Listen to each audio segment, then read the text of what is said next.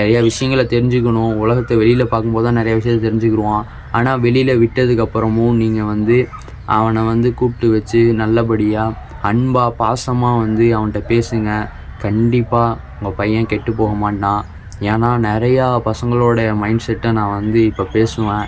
இந்த வீடியோவை பசங்க பார்த்தீங்கன்னா, ஐயோ நம்ம இப்படி தானே யோசித்தோம் அப்படின்ற மாதிரிலாம் நிறைய பசங்களுக்கு தோணும்.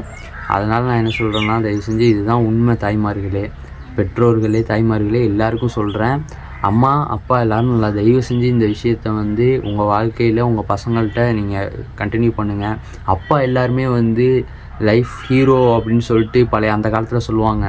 நிறைய பசங்க இப்போவும் ஸ்டேட்டஸ்லாம் போடுறாங்க, மனசில் நினைக்கிறாங்க, அந்த மாதிரிலாம் இருக்காங்க. ஆனால் அது வந்து ஒரு வயசுக்கு மேலே தான் அவங்களுக்கு தெரிய வரும். அதை அவங்க லைஃப்பை இழந்ததுக்கப்புறம் தான் அதுவும் தெரிய வரும். நம்ம இவ்வளோ கஷ்டப்படுறோம் ஒரு ரூபாக்கு, நம்ம அப்பா எவ்வளோ கஷ்டப்பட்டு நம்மளை வளர்த்துருப்பாரு அப்படின்லாம் யோசிப்பாங்க. அது அந்த விஷயத்த வந்து அவன் பின்னாடி யோசித்து வருத்தப்படக்கூடாது. அதுக்கு முக்கிய காரணம் நம்மளாக தான் இருக்கோம். அதனால் அந்த காரணமெலாம் இல்லாமல் தயவு செஞ்சு வாழ்க்கையில் பசங்கள்கிட்ட இந்த நிமிஷத்துலேருந்தே ஃப்ரெண்ட்லியாக இருங்க, போய் பேசுங்க, ஜாலியாக இருங்க, என்ஜாய் பண்ணுங்கள். வாழ்க்கையில் அவன் சூப்பராக வருவான். அவனுக்கு பெஸ்ட்டு ஃப்ரெண்டாக இருங்க ஃபஸ்ட்டு நீங்கள். ஒவ்வொரு படங்கள்லாம் நிறையா படங்களில் சொல்லியிருக்காங்க, பசங்கள்கிட்ட வந்து ஃப்ரெண்டாக இருங்க, ஃப்ரெண்டாக இருங்க, ஃப்ரெண்டாக இருங்க. அது மூவி அப்படிங்கிறனால நிறைய பேர் சும்மா எடுத்துகிட்டு போயிட்டீங்கன்னு நினைக்கிறேன். ஆனால் இது தாங்க உண்மை. தயவு செஞ்சு பசங்கள்கிட்ட ஃப்ரெண்ட்லியாக இருங்க. பசங்க அது பேசுகிறான் இது பேசுகிறான் அப்படின்றதுக்காகலாம் ஃபீல் பண்ணாதீங்க. இப்படி பண்ணக்கூடாது அப்படி பண்ணக்கூடாதுன்னு சொன்னால், நீங்கள் அன்பாக சொன்னால் கேட்டுக்கிடுவான். நீங்கள் அடித்து சொன்னால் அவன் வந்து அந்த அடிச்சிங்கன்னா என்ன ஆகும்னா, என்ன தப்பு பண்ணால் அடிக்காதனா போகிறாங்க அப்படின்ற மாதிரி சாதாரணமாக போயிடும். அதனால் வந்து தயவு செஞ்சு அடிக்கிறத கம்மி பண்ணிக்கிங்க. அடிக்கிற விஷயங்களை வந்து சுத்தமாக அந்த விஷயத்தையே விட்டுருங்கன்னு நான் சொல்ல வரேன். விட்டுட்டிங்கன்னா நீங்கள் உட்காந்து நீங்கள் வந்து அதாவது நிறையா விஷயத்தில் சொல்லுவாங்க, பேசி தீர்க்க முடியாது எந்த இதுவுமே கிடையாது அப்படின்னு. அதே மாதிரி தான் பசங்கள்கிட்டையும் பேசி தீர்க்க முடியாத விஷயம் எதுவுமே கிடையாது. பேசி புரிய வைக்க முடியாதுன்ற விஷயமும் எதுவுமே கிடையாது. நீங்கள் கஷ்டப்படணும். கஷ்டமாக தான் இருக்கும். அடித்தா மட்டும் அவன் திருந்திடுவான்னு நீங்கள் நினைக்கிறீங்க. அடித்தா மட்டும் அவன் திருந்த மாட்டான். நீங்கள் ரிஸ்க் எடுக்கணும், உட்காந்து பேசணும், கஷ்டப்படணும். நீங்களும் கஷ்டப்படணும். அப்போ தான் நீங்கள் ஒரு மடங்கு கஷ்டப்பட்டால் தான் அவன் 2 மடங்கு கஷ்டப்படுறதுக்கு ரெடியாக இருப்பான். நீங்கள் அவன்கிட்ட உட்காந்து பேசுங்க. உங்களுடைய மோட்டிவேஷனை அவனுக்கு கொடுங்க. நம்ம எந்த அளவுக்கு அவனுக்கு மோட்டிவேஷன் கொடுக்குறோமோ அந்த மோட்டிவேஷன் தான் நாளைக்கு அவனுடைய வெற்றி. அதனால் வந்து தயவு செஞ்சு இந்த வீடியோவை வந்து இந்த காதில் வாங்கி இந்த காதில் எந்த பெற்றோரும் விட்டுறாதீங்க. இதை வந்து யூஸ் பண்ணுங்கள்.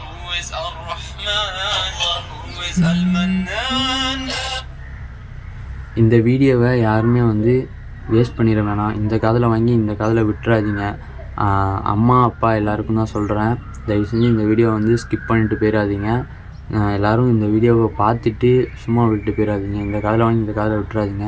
இந்த காலத்து இளைஞர்களுக்காக இந்த வீடியோ. பெற்றோர்கள் தாய்மார்கள் எல்லோரும் வந்து தயவு செஞ்சு இந்த வீடியோவை ஸ்கிப் பண்ணாமல் பார்த்து இந்த விஷயத்தை வந்து லைஃப்பில் எடுத்து உங்கள் பசங்கள்கிட்ட பண்ணி பாருங்கள். இந்த வீடியோவை யாரும் வந்து ஸ்கிப் பண்ணிட வேணாம். இந்த இதை வந்து லைஃப்பில் எடுத்து உங்கள் பசங்கள்கிட்ட நீங்கள் பண்ணி பாருங்கள். இந்த வீடியோவில் நான் சொன்ன மாதிரி நீங்கள் பண்ணுங்கள். கண்டிப்பாக உங்கள் பசங்க வந்து உங்களோட ஃப்ரெண்ட்லியாக இருப்பான். எந்த பிரச்சனையாக இருந்தாலும் உங்கள்கிட்ட வந்து சொல்லுவான். எந்த பிரச்சனையும் இல்லாமல் தப்பான வழிக்கு போகாமல் நிறையா பசங்க தப்பான வழிக்கு போயிடுறாங்க. அதுக்கும் முற்றுப்புள்ளியாக இருக்கும் இது. தயவு செஞ்சு வாழ்க்கையில் வந்து இந்த மாதிரி பண்ணி பாருங்கள். பசங்க எல்லாருமே வந்து உங்கள் அன்புக்கு அடிமையாகவே இருப்பாங்க. அதனால் வந்து எல்லா பெற்றோரும் வந்து தயவு செஞ்சு பசங்களை வந்து வெறுக்காதீங்க. பசங்களை வந்து புரிஞ்சுக்கிட்டு அவங்களுக்கு தகுந்த மாதிரி பொறுமையாக சொல்லுங்கள், எடுத்து சொல்லுங்கள், அட்வைஸ் பண்ணுங்கள். அட்வைஸுன்றதையும் அதிகமாக பண்ணாதீங்க, அப்போயும் அவனுக்கு கோவம் வரும். அப்போ வந்து அட்வைஸும் பண்ணக்கூடாது. அடிக்கவும் கூடாது, திட்டவும் கூடாதுன்னா என்னப்பா பண்ணுறது அப்படின்னா என்ன செய்கிறது? உட்காந்து சொல்லுங்கள், இதுதான்ப்பா வாழ்க்கை, இப்படிதான்ப்பா இருக்கணும். அதாவது எல்லா டைமும் சொல்லக்கூடாது. ஒரு டைம் சொல்லுங்கள். அவன் திரும்ப ஒரு தப்பு பண்ணும்போது அப்போ உட்காந்து சொல்லுங்கள்.